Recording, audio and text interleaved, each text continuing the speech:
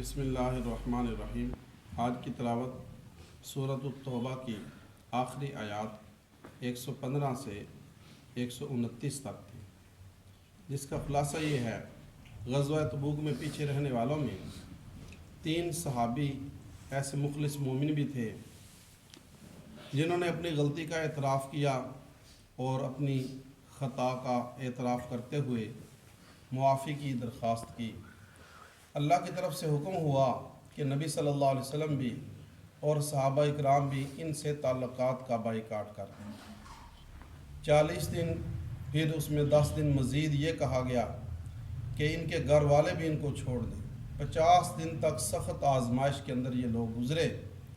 حتیٰ کہ قرآن کہتا ہے وَضَاقَتْ عَلَيْهِمْ أَنفُسُهُمْ، ان پر زمین تنگ ہوگی، ان پر خود ان کی جانیں تنگ ہو گئیں۔ تو پھر ان کی معافی کا اعلان کیا گیا اور فرمایا گیا کہ ان اللہ هو التواب الرحیم، اللہ تعالیٰ آزماتے ہیں اور پھر اس کے بعد اللہ تعالیٰ بہت بڑے توبہ قبول کرنے والے اور رحم کرنے والے۔ اور پھر یہ فرمایا گیا کہ مومنوں کے لیے کسی طرح بھی یہ مناسب نہ تھا کہ اللہ کے نبی صلی اللہ علیہ وسلم غزوہ کے اندر شامل ہوں اور وہ اپنے گھروں میں بیٹھے رہیں۔ اور پھر یہ بھی فرمایا گیا کہ آئندہ کی مہمات کے لیے یہ اصول یہ ہے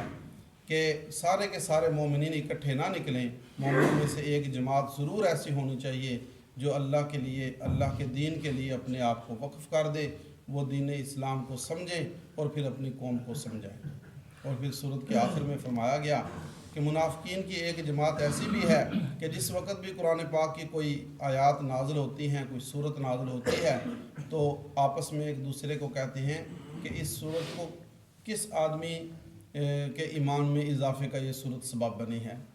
تو اللہ رب العزت فرماتے ہیں کہ جو اہل ایمان ہیں، یقیناً قرآن ان کے ایمان کے اندر اضافے کا بھی سبب ہے اور ان کے لیے خوشخبری بھی ہے۔